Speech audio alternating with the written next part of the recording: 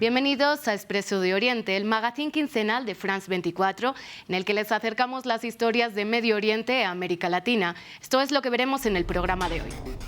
Iniciamos en Israel con la vuelta del ex primer ministro Benjamin Netanyahu al poder tras los comicios que tienen un vencedor, el partido de extrema derecha Poder Judío, que se ha convertido en la tercera fuerza del país y es clave para la formación de gobierno.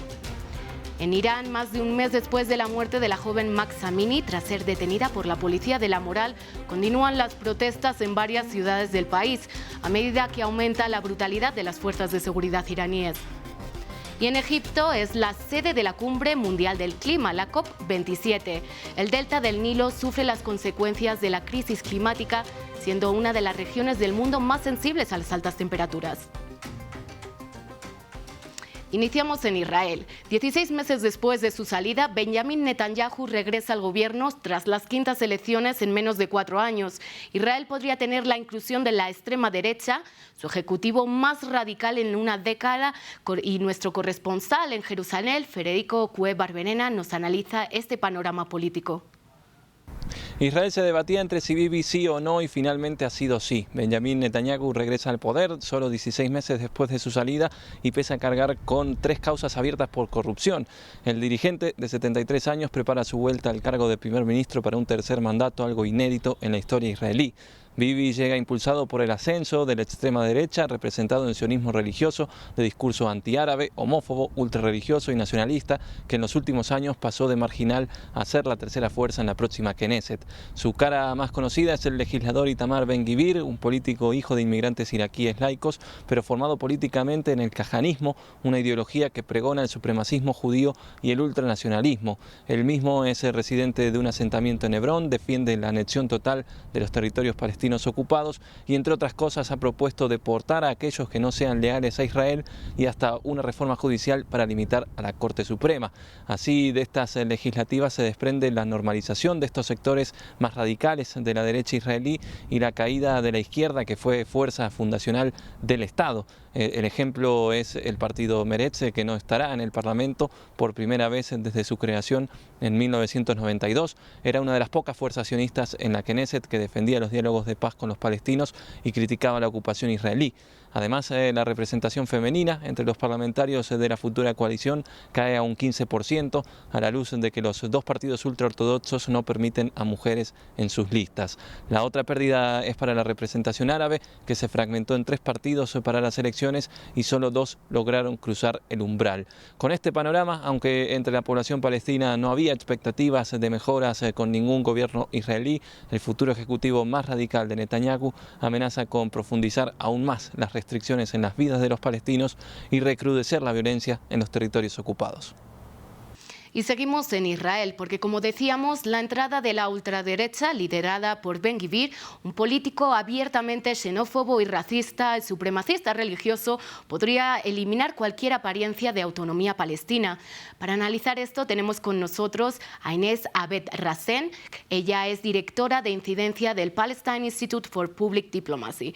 Gracias por estar en France 24, Inés. Lo primero, ¿qué se espera de este Parlamento, que es el más radical en la última década, y qué supone esto para la población palestina? Sí, bueno, de hecho no es la primera vez que la extrema derecha está en el Parlamento israelí y los palestinos, yo puedo hablar por la observación de los palestinos, esto no está sorprendido, o sea, no están sorprendidos los palestinos.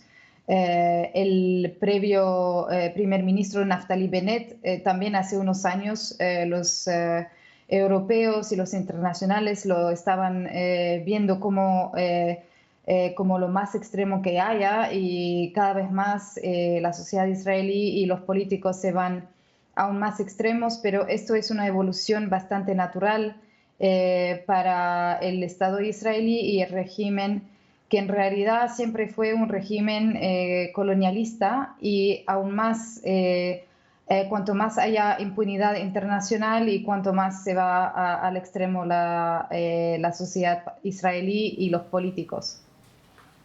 Claro, como dices, Inés, el extremista Ben-Gvir es el resultado de más de 50 años de ocupación israelí en Cisjordania y de la normalización de este discurso de extrema derecha. ¿Qué puede pasar ahora en estos territorios ocupados? Sí, en realidad hace 75 años, o sea, el proyecto sionista y los dirigentes israelíes siempre han tenido un discurso racista y un discurso que normaliza la colonización y el reemplazamiento de la población palestina por colonos israelíes. Y esto entonces ha normalizado esta violencia. La violencia no se va hasta dentro de un gobierno con uno que se ve más moderado como Yair Lapid, pues la violencia contra los palestinos ha sido tremenda. Estos 2 años ha aumentado las demoliciones de casas y la violencia de los colonos y todas las políticas que están reprimiendo a los palestinos. Entonces, lo que ven los palestinos es que esta política, un político o un otro, no va a cambiar de manera estructural el régimen. Ese régimen y en realidad las leyes constitucionales israelíes que tienen que cambiar, porque este régimen es supremacista y es racista cada día contra los palestinos. Entonces, ellos ven que cuando haya un político que está más abiertamente racista, es solo una cara más cruda de la realidad que los palestinos viven desde décadas. Y a corto plazo, eso quiere decir que vimos dentro de los pasados años la violencia de los colonos individuales que están apoyados y protegidos por el ejército israelí. Estos ataques están aumentando de manera tremenda en Cisjordania. Y esto creo que este nuevo gobierno que va a empujar y yo creo que ayudar a esta violencia a continuar en todos estos territorios donde los colonos se sienten como reyes y tienen todos los derechos. En Israel, la población árabe representa la quinta parte del censo israelí de 9 millones de ciudadanos. ¿Cómo fueron las votaciones entre los árabes, teniendo en cuenta que los palestinos de los territorios ocupados no tienen derecho a voto? Sí, en realidad el pueblo palestino, ahora el sistema israelí ha creado distintas jerarquías. O sea, hay los palestinos que están ciudadanos de Israel y los que están bajo ocupación militar, pero todos son palestinos que en realidad están bajo control de Israel. Israel controla millones de personas, incluidos los de Cisjordania y Gaza, y ellos no tienen derecho a votar, pero toda su vida está controlada, lo que sea su nacimiento, su libertad o no de moverse, con quién casarse, quién amar o no. Todas estas cosas de la vida lo controla Israel.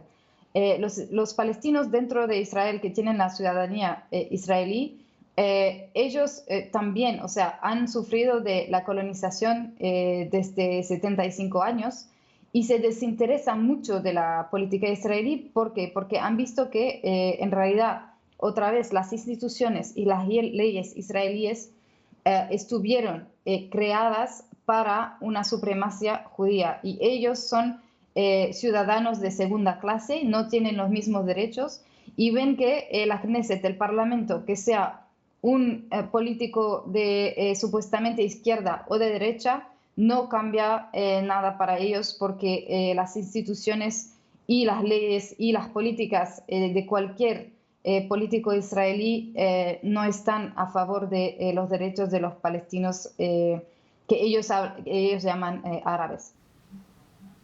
Muchísimas gracias, Inés Abel Rasek, por estar con nosotros en France 24. Y seguimos en Irán. Más de un mes y medio de las protestas masivas en las calles por la muerte de Mahsa Amini, luego de ser detenida por la policía de la moral, su muerte que levantó una ola de protestas sin precedentes lideradas por la juventud iraní. Las manifestaciones, que sí se tornaron pacíficas y fueron pacíficas al inicio, han sido brutalmente atacadas por las fuerzas de seguridad, que han llevado también a detenciones masivas con más de 14.000 personas arrestadas. Desde la capital, Teherán, nuestra corresponsal Catalina Gómez Ángel nos explica cómo está la situación en la nación persa. El sábado 29 de octubre habló el jefe máximo de la Guardia Revolucionaria, el comandante Hussein Salami, y les dijo a los jóvenes que ese era el último día de protestas. Si bien no fue así, ese sábado vimos una de las mayores movilizaciones de las que hemos sido testigos desde que comenzaron estas protestas. Sí hemos visto cómo se han incrementado la represión de las fuerzas de seguridad, especialmente en las universidades. Muchísimos jóvenes han denunciado cómo les han negado el acceso a estos centros educativos, les han quitado su tarjeta y básicamente han quedado, si no expulsados, han quedado suspendidos por el momento. Pero también allí vemos movilizaciones de hombres y especialmente mujeres que quieren romper ese esquema en el cual tanto ellas como ellos no pueden compartir mesa, por ejemplo, en las cafeterías, y siguen comiendo todos juntos afuera en los campus de la universidad, donde eventualmente vuelven y surgen protestas. Pero también hemos visto movilizaciones en esas ceremonias en las que se conmemora el 40 días después del fallecimiento de las personas que han muerto en estas protestas. Esto no solamente en Teherán, sino en muchas provincias del país. Allí también vemos represión, una represión que ha llevado a que las protestas disminuyan, no así la indignación que se ve expresada generalmente en las redes sociales y en el internet, a pesar de que está bastante cortado. Y terminamos en Egipto, que este mes acoge la Cumbre Mundial del Clima COP27, una nación que no es ajena a los efectos de la crisis climática, y es que la fértil y productiva región del delta del Nilo sufre las consecuencias de esta emergencia y de las altas temperaturas globales que están provocando la subida del nivel del mar. Esta es la historia. Láminas de sal seca cubren ahora lo que antes eran cultivos en las riberas del delta del río Nilo. Esta región en la costa norte de Egipto es uno de los puntos del mundo más sensibles a la crisis climática. Ahora la intrusión del mar amenaza la productividad de estas tierras. La tierra estaba seca antes, nunca tuvimos problemas de salinidad del suelo ni de agua. Ahora los niveles de agua son altos, estamos cerca del mar, la zona de Rosetta está cerca del mar. Hemos empezado a plantar mangos porque son más tolerables a la sequía.